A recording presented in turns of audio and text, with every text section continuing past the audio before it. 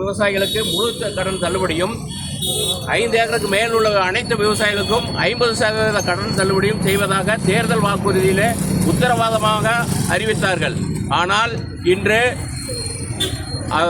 அதையெல்லாம் புறந்தள்ளி இன்றைக்கி ஒரு விவசாயிக்கு 5000 மட்டுமே தள்ளுபடி என்பது ஒரு வேதனைக்குரிய விஷயமாக, ஒரு பெரிய ஏமாற்றத்தை கொடுக்கக்கூடிய விஷயமாக இருக்கிறது. அந்த கடன் தள்ளுபடியை மறுபரிசீலனை செய்ய சொல்லி இன்றைக்கு நாடு தழுவிய அனைத்து மாவட்டங்களிலும் மாவட்ட ஆட்சியர் அலுவலகம் முன்பு தமிழக விவசாயிகள் பாதுகாப்பு சங்கம் மற்றும் அனைத்து விவசாயிகளையும் ஒருங்கிணைத்து நட்பு சங்கங்களோடு சேர்ந்து இன்னைக்கு மாபெரும் கவனஈர்ப்பு ஆர்ப்பாட்டம் நடைபெற்றுக் கொண்டிருக்கிறது. அந்த வழியாக நமக்கு நாமக்கல் மாவட்டத்திலே இன்று நாமக்கல் மாவட்ட ஆட்சியர் அலுவலகம் முன்பு இந்த கவனஈர்ப்பு ஆர்ப்பாட்டத்தை நடத்த திட்டமிட்டு இருக்கிறோம். அதுக்காக இங்கு கூடியிருக்கிறோம். இந்த கடன் தள்ளுபடியானது உடனடியாக முதல்வரின் கவனத்திற்கு சென்று அவர்கள் தேர்தல் வாக்குறுதியில் கொடுத்ததை விட தாண்டி அனைத்து விவசாயிகளுக்கும் அனைத்து கடன்களையும் முழுமையாக தள்ளுபடி செய்ய வேண்டும் என்று இந்த நேரத்திலே வேண்டி விரும்பி கேட்டுக்கொள்கிறோம்.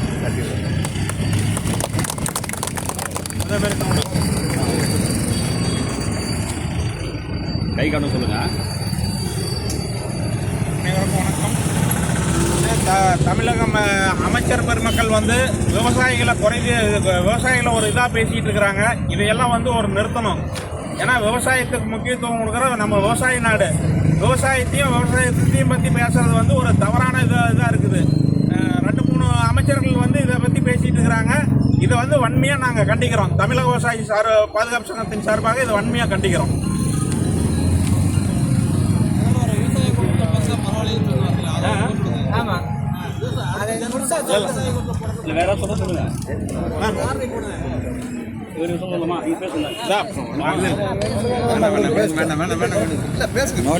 ராஜேந்திரன் வணக்கம். மாஸ்க் கருப்பு மாஸ்க் கொஞ்சம் இல்லை அது பேட்டி தான் சத்தமாக பேசுங்க. விவசாயிகளை கொச்சப்படுத்தி பேசுவதும் விவசாயிகள் மனதை புண்படுத்தும் வகையில் இருப்பது அனைவருக்கும் கவலை அளிக்கிறது. தளபதி நமது முதல்வர் அறிவித்தபடி 50% பெரு விவசாயிகளும் முழு தள்ளுபடி சிறு விவசாயிகள் செய்வதாக அறிவித்திருந்தார். அதன்படி விவசாயிகளின் வாழ்வாதாரத்தை கொண்டு தள்ளுபடி செய்யுமாறு அரசாங்கத்துக்கு பரிந்துரை செய்கிறோம்.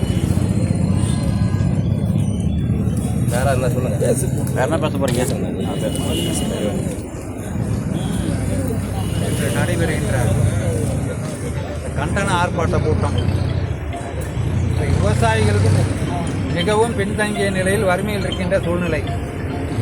கடந்த ஆண்டு கடுமையான வறட்சி என்ற போதிலும் தங்கள் விவசாய தொழிலை விட்டுக் கொடுக்கவில்லை, தொடர்ந்து செய்து கொண்டார்கள்.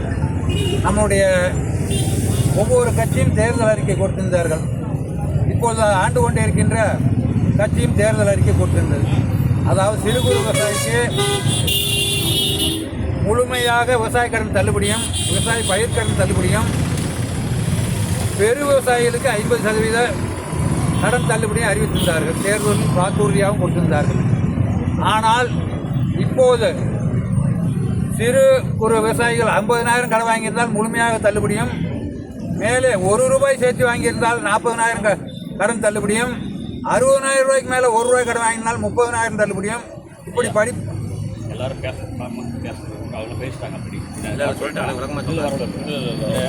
விவசாயிகளை விவசாயிகளை விட விளையாட்டுத்துறை நல்லது சிறப்பு அப்படி விவசாயத்துறை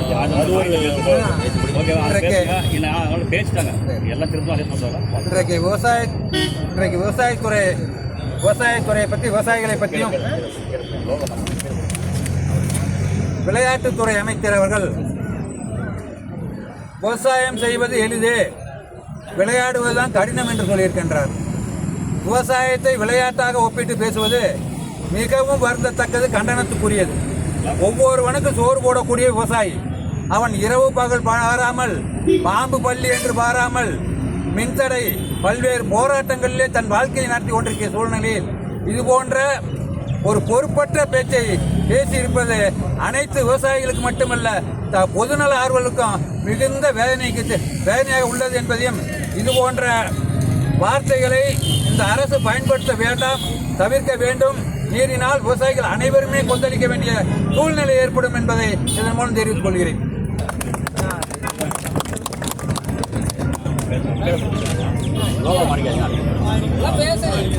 தொழுதுண்டு வாழ்வாரே வாழ்வார், மற்றெல்லாம் தொழுதுண்டு பெற்றெல்பவர். தேர்தல் அறிக்கையை விஜய் அவர்கள் சிறு விவசாயிகளுக்கும் பெரு விவசாயிகளுக்கும் கடன் தள்ளுபடியை அறிவித்தார். அதன்படி முறையாக பரிசீலனை செய்து மீண்டும் பரிசீலனை செய்து தள்ளுபடி செய்யுமாறு கேட்டுக்கொள்கிறோம்.